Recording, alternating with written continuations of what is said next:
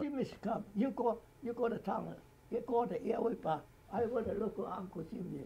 Uncle Jimmy. What's your? I've been your bar.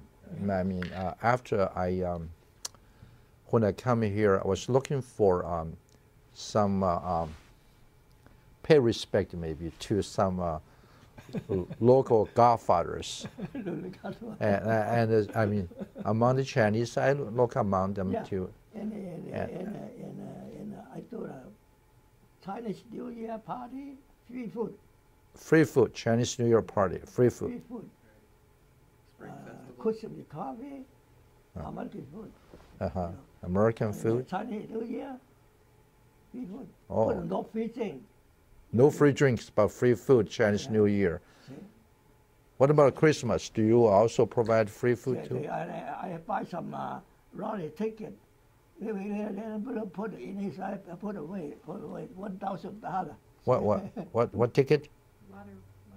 Lottery tickets? Yeah. There was no lottery.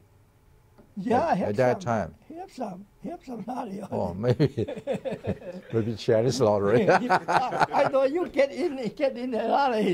You. I'm lottery commissioner, state of California. Lottery was founded 24 years ago, 1984. I know that.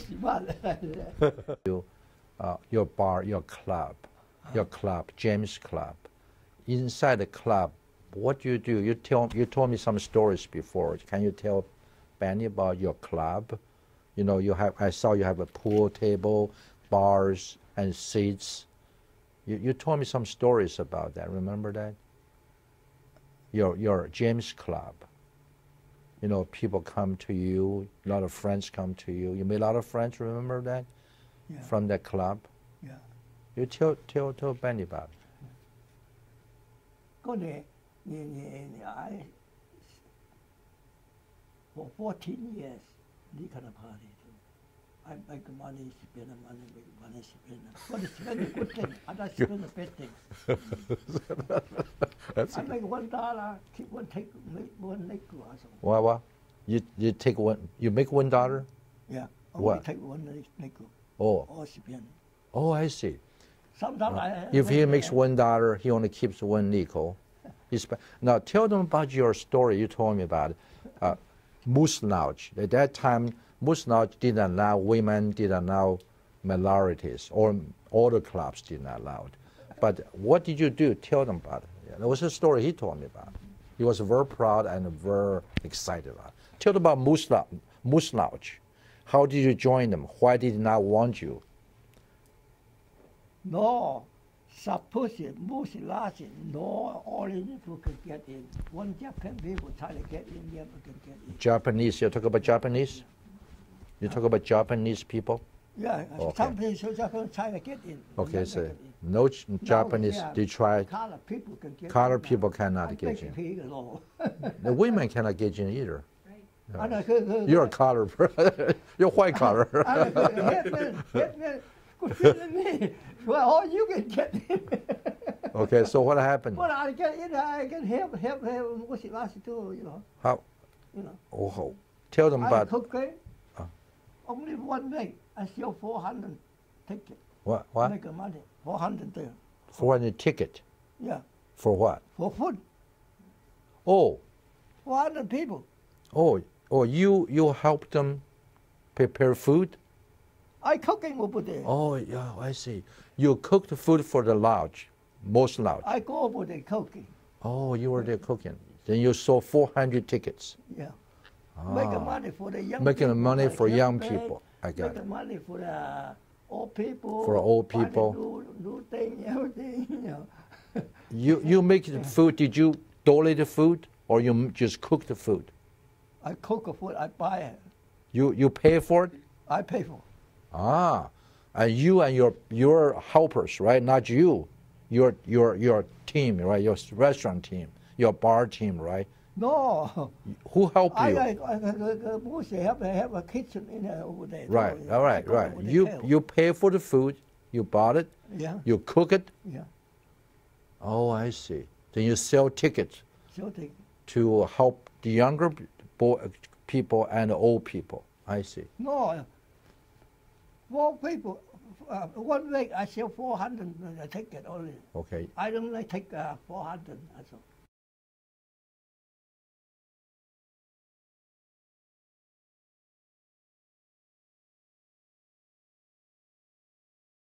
Your kids went school here? Your children in Yeah, Vacaville? Yeah. Which school they went? Vacaville High? Vacaville High. That was the only one at that time? Only one high school? Yeah. Ah. They went to primary schools here too? Huh? They went to kindergarten, primary school here too? My children? Yeah, your children. Your kids. What? They went to college, No. right? Later they went to college, right? My children, 10 children go to Davis Davis. Which? school. Oh, Davis Street. Davis Street is the what school that is? My 10 children. Peyton is that's very old school. That in Elm School. Oh, that's elementary school. Yeah, right. Peyton. So they went to college too. Huh? They went to colleges, right? Your children went to colleges, No, Jim, universities, Jim go to county college. county college. Jimmy, Junior, yeah.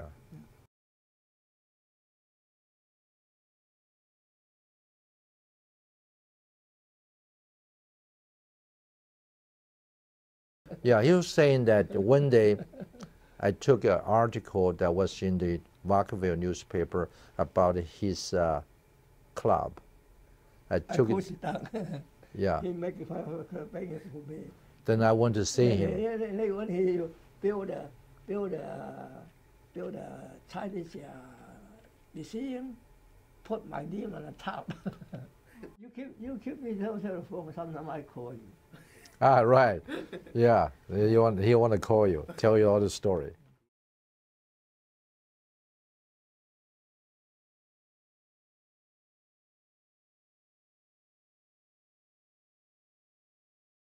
Well, my journey is, in a way, is similar to Jamie's. You know, in a way, I say most to first generation immigrants to America probably. Each one has their own story. There are special timing, times, and each one has their own real uniqueness. And mine was, I was born in China in 1936, and during the World War II. And after the war, that my family were kicked out by the communist revolution. They retreat back to island Taiwan, a part of China. So I was a boy, along with my siblings, little ones, went there for schools and colleges. And after that, Taiwan was still very developing. Didn't offer much job opportunities for many people. Chinese people want to go to school. No matter how poor we are or hungry we are, which we were very poor and hungry at those times. But we produce a lot of students. So some of us come out to different part of the world, just like how Jamie's grandparents and himself came out because the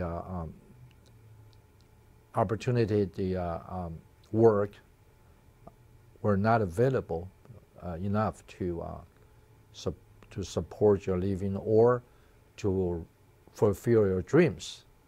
That's for the same reason most of the Chinese, I'm sure almost most of immigrants come to America for the same reason. And I did too. After college, I decided to find a life or new life elsewhere. My sister was a student here in University of Washington, so that's how I thought that'd be a good place because she knew something about it, so I went to school there.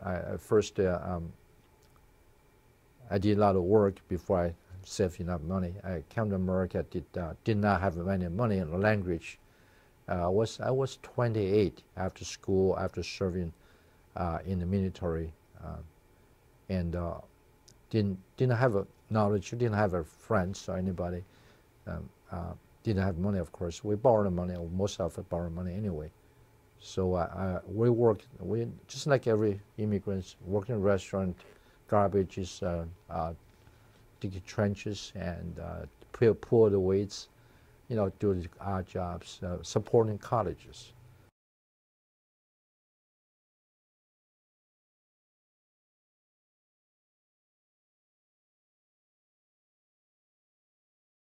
(1969) almost, like I think 69 or 70. 69 to was San Francisco, and my wife was pregnant, and although she started working as a social worker here too, she did a social worker in Washington, and she's a social worker here in San Francisco. We started a family, and I personally don't like city because I was born as a farm boy in China. I grew up a farm boy, and so I keep moving down the peninsula, more open space. And so later I went to a Floor Corporation, which is also international construction and engineering construction and a management company, where I stayed there for about 13 years as engineer and as chief engineer. And meantime, that we're building our family down the peninsula. And so I started to do real estate and do the moonlighting for structural engineer, where I am licensed. I was licensed civil structural engineer. So we did a lot of work as we raised kids. And those years were good years, 70s. Of course, the immigrant didn't know what's good year or bad year. Just do what is available to you, right? That was very fortunate. So I built a good foundation in finance and also in the American system, legal system, labor system, and the real estate business, community stuff, suit those involvement. And in that, I too, like most immigrants, try to learn the language, to go to schools, go to clubs, to learn a language, to learn the society, to participate in different clubs, society, associations. That's a great learning as we raise kids. And 1980s, like every cycle, 10, 20 years a cycle, that the engineering business went down. Every 10 years there's a cycle, as you know. Same as real estate. And so I lost the job because my company closed up their branch and went back to Los Angeles, where their main office is. And my Regina too, she lost her job as a social worker. And so my children start going. I have 3 daughters, My wife, Regina, and I have 3 daughters. Mary, many of you know her. She served as a deputy DA here for a few years, and later in Yolo County. He got a good wife. I got a tough wife too, Yes.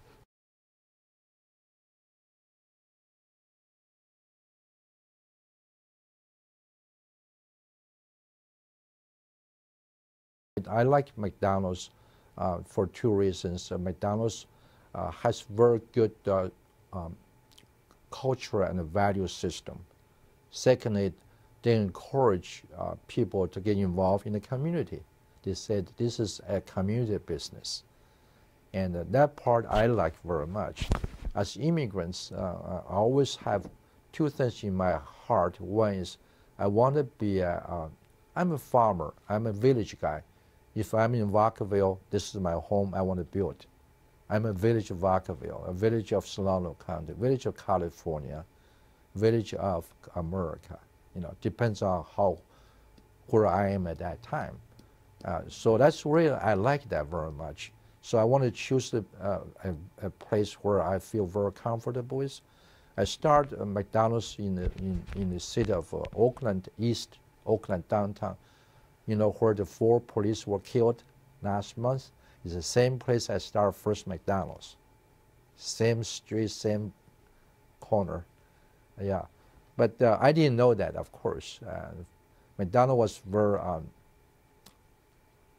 I was fortunate, you know. They took a risk on me because I was not qualified by any standard, you know, because my language, culture, and business, and food industry. Jamie is expert on the food, you know, service. I was totally different, you know. Yeah. Engineer, you know, construction engineering guy, very much different. But America, you know, excites me every turn, every day. You wake up, every turn, you go around, you find opportunities, exciting things. So I said, I'm going to try it. I loved it. I was very fortunate that they allowed me to start, but I didn't know where I was. You know, I didn't even know. I lived that time in the South Space, Los Altos Hills, where engineers, people live in that area.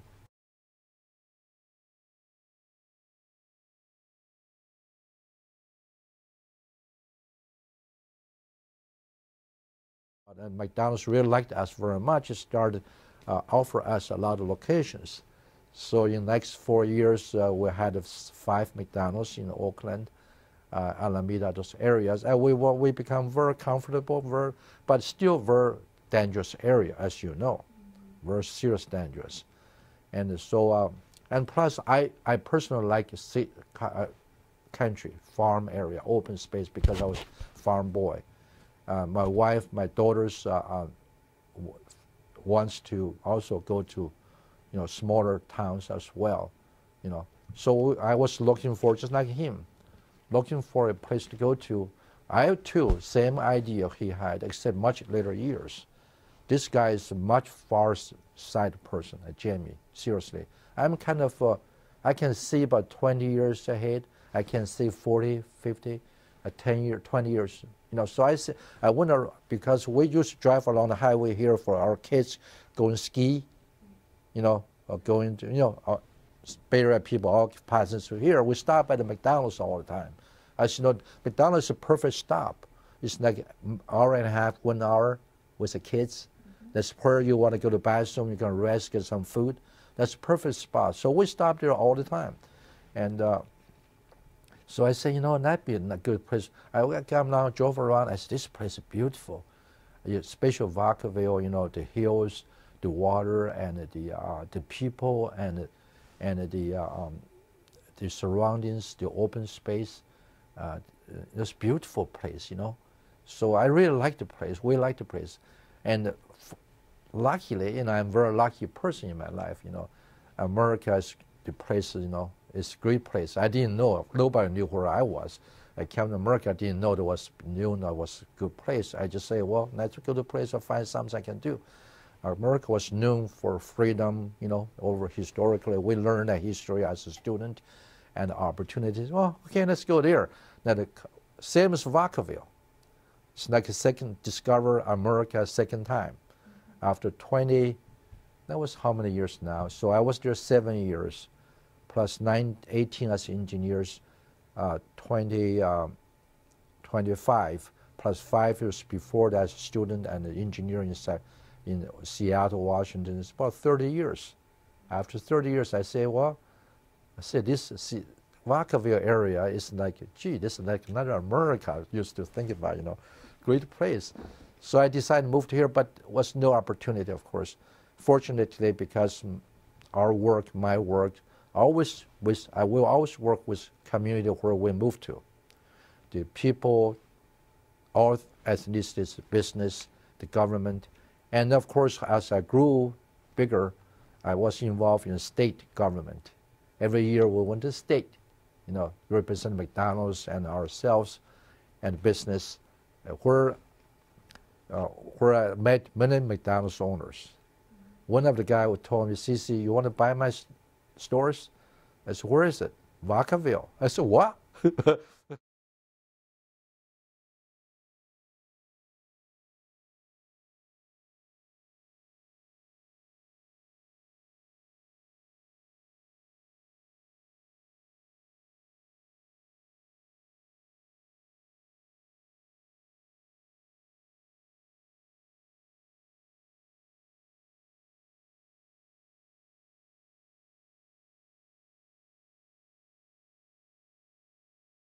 their next 50 years that the Chinese American, Asian Americans are ready and have the responsibility, duties, and the privileges to continue to build America through their leaderships, through their business entrepreneur spirit, and through their decision making in the government, policy making in the government.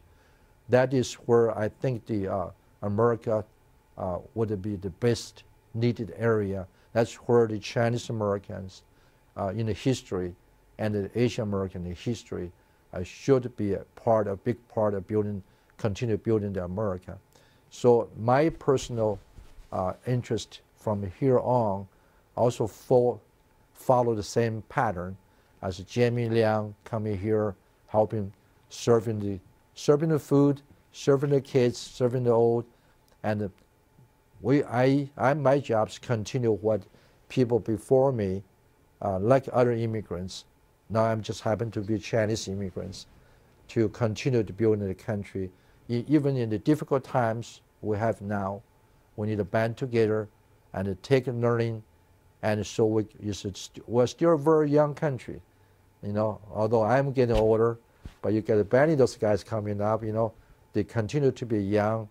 You know, you can look at that national leaders now, all younger leaders, and our job is to help them so they can become more successful in their lives, and they can continue to build a better America, and who can continue to help the world even become a better world as well. That's where my family, Regina and I call it third dream in America. My first dream was to have a good job, have a good family. My third dream was to have a good business, have financial independence. My last dream, I think it's my last dream, third dream, is to help the Chinese Americans and the Asian Americans, all the Americans together to build a better society, a better country, and better world. So I want to thank you very much